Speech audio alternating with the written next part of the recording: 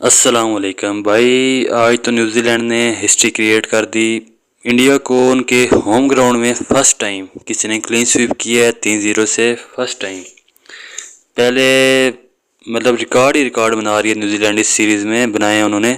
पहले उनको 2012 के बाद पहली सीरीज़ में उनको शिकस्त दी। फिर अभी फर्स्ट टाइम एवर न्यूजीलैंड ने इंडिया को उनके होम ग्राउंड में हराया है।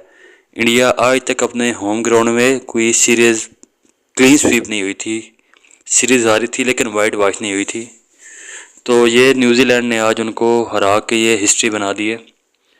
तो यहाँ हम डिस्कस करेंगे कि इसका क्या इम्पैक्ट पड़ेगा उनके वर्ल्ड टेस्ट चैम्पियनशिप की क्वालिफिकेशन के लिए दोनों टीमों के लिए, और उसके अलावा इंडिया ये सीरीज़ क्यों किस वजह से हारा है। सबसे पहले तो पहले मैच से अगर स्टार्ट करें तो जो रोहित शर्मा ने पहले मैच में टॉस जीत के बैटिंग का फैसला किया वो बहुत मतलब उनको बैकफायर हुआ, क्योंकि सीमिंग कंडीशन थी। फास्ट बॉलर उनके बहुत अच्छे हैं वैसे टीम सऊदी हेनरी। तो 46 पे ऑल टीम आउट होगी और न्यूजीलैंड ने एक बड़ी लीड ले ली। ऑल्दो इंडिया ने बहुत अच्छा कमबैक किया उस मैच में, और उस मैच में वो 46 ऑल आउट होने के बाद भी वो इस पोजीशन में आ गए थे कि वो वाला मैच जीत जाएंगे। लेकिन फिर उनका एक और कोलैप्स हो गया। 400 पे 3 आउट, 450 पे ऑल टीम आउट। तो न्यूजीलैंड ने वो वाला मैच जीत लिया इजीली, वो जीत लिया, टारगेट चेस कर लिया।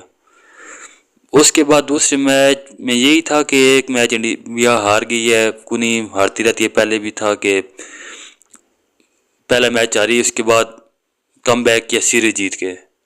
ऑस्ट्रेलिया के साथ 2017 में वो था, फिर इंग्लैंड के साथ इस साल हुआ। एक मैच हारे फिर कम बैक किया सीरीज जीत के। तो लेकिन दूसरे मैच में फिर यही ऑल दूसरे मैच में उन्होंने न्यूजीलैंड की ऑल टीम 260 के करीब आउट कर दी थी, लेकिन फिर भी वो मैच हार गए। उनकी अपनी भी बैटिंग नहीं चली। सेंटनर ने उनको मतलब तिगनी का नाच नचा दिया, और दूसरा मैच भी जो है वो सिर्फ एक बॉलर सेंटनर की वजह से इंडिया वो वाला मैच भी हार गई। अब इसकी मेन रीज़न क्या है? असल में ये इंडियन अपने होम पिचेस पे बिल्कुल स्पिनिंग ट्रैक बना रहे हैं। तो इनको जो मैचेस मेन जितवा रहे थे वो इनके स्पिनर जितवा रहे थे। एशविन हो गया, जडेजा हो गया, ये वाला। तो इस मैच में उनकी इस सीरीज़ में उनकी इतनी अच्छी परफॉर्मेंस नहीं रही। वाशिंगटन सुंदर आए, उन्होंने अच्छा परफॉर्म किया, लेकिन एशविन मतलब बिल्कुल ही ठंडे रहे इस सीरीज़ में। जडेजा ने फिर इस मैच में 10 आउट किए, लेकिन अगर एशविन की बात की जाए तो जो इस पूरी सीरीज़ में उनकी एवरेज है वो होम सीरीज़ में उनकी दूसरी बुरी तरीन एवरेज है, जो ऑलमोस्ट 42 की है। और जो लास्ट टाइम उनकी जो इंडिया सीरीज़ हारा था इंग्लैंड से, वो उनकी सबसे बुरी एवरेज है अपने होम ग्राउंड में, जो 52 समथिंग थी। तो इससे ये देखा जाए कि अगर एशविन या जडेजा परफॉर्म नहीं करेंगे होम ग्राउंड में तो इंडिया के लिए मुश्किलात होंगी, क्योंकि जो इंडिया के बैट्समैन हैं वो स्पिनर को इतना अच्छा नहीं खेल रहे। बाकी आते थे, टूरिंग टीम आती थी, वो स्पिनर के लिए उनका है कि उनकी पिचेज और होती हैं, बाउंसी होती हैं, वो फास्ट बॉलर के अच्छे ज़्यादा प्लेयर होते हैं। तो लेकिन न्यूजीलैंड ने, अब देखा जाए तो न्यूजीलैंड ने सीरीज़ में मतलब जिस तरह स्पिनर को खेला है, स्पिनर को एडजस्ट ही नहीं होने दिया। एशविन आते थे, निकल के छक्का लगा दिया, रिवर्स स्वीप मार दी।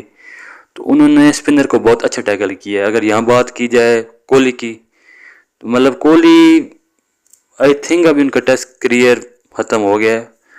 बाकी देखते हैं क्या होता है सीरीज़ के बाद। लाजमी बात है बहुत बड़े बड़े डिसीजन होंगे। तो अभी तो इनका स्क्वाड का ऐलान हो गया है जो ऑस्ट्रेलिया में जाएंगे, लेकिन फिर भी मुझे उम्मीद है कि इनके काफ़ी चेंजेस होंगे इंडिया के स्क्वाड में। अगर ऑस्ट्रेलिया वाले में ना हो तो जो नेक्स्ट जो भी होम सीरीज़ होगी इंडिया की, उसमें हमें नए खिलाड़ी नज़र आएंगे।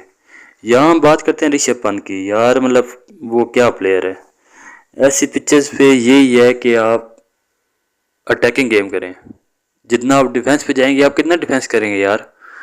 स्पिनिंग पिच है, कितनी बॉल, एक बॉल भी निकल गई, बैट पैड में गैप आया तो आप गए। तो जो ऋषभ पंत खेला है अटैक, मतलब दोनों इनिंग में उसने 50 की है और 100 के ऊपर स्ट्राइक रेट से की है। और ये मैच भी वो ऑलमोस्ट ले आया था इंडिया के तरफ। वो तो एक डिसीजन हुआ, अभी उसमें तो काफ़ी बात होगी कि वो क्या था, क्योंकि उस टाइम में ऋषभ पंत का जो बैट है वो भी पैड के साथ टच हो रहा था। तो यहाँ एक और है कि यहाँ हॉट स्पॉट की कितनी इंपॉर्टेंट है। अगर हॉट स्पॉट होता तो पता लग जाता कि बॉल बैट को लगी है या नहीं। ऋषभ पंत के जो लग रहा था, जो उसके थे कि उसने बॉल टच नहीं की, लेकिन ऑब्वियसली फिर जो ऑफिशियल का फैसला होता है वही होता है फाइनल। तो अभी इसके बाद ये कि वर्ल्ड टेस्ट चैंपियनशिप का जो सिनेरियो आ गया वो बहुत इंटरेस्टिंग हो गया। अभी इंडिया को आगे ऑस्ट्रेलिया के अगेंस्ट एटलीस्ट 4 मैचेस जीतने होंगे। 4 मैचेस जीतेगी तो फिर ये है कि वो उसको दूसरे उसकी जगह कंफर्म हो जाएगी। ये मैं वीडियो बाद में फिर बनाऊंगा एक और, भाई अभी क्या सिनेरियो है, किस टीम ने क्या करना है। लेकिन अभी न्यूजीलैंड के भी काफ़ी चांसेस हो गए हैं। अभी इस हार के बाद जो है इंडिया, उसकी पोजीशन वो दूसरे नंबर पे आ गया और उसकी 58% हो गई है।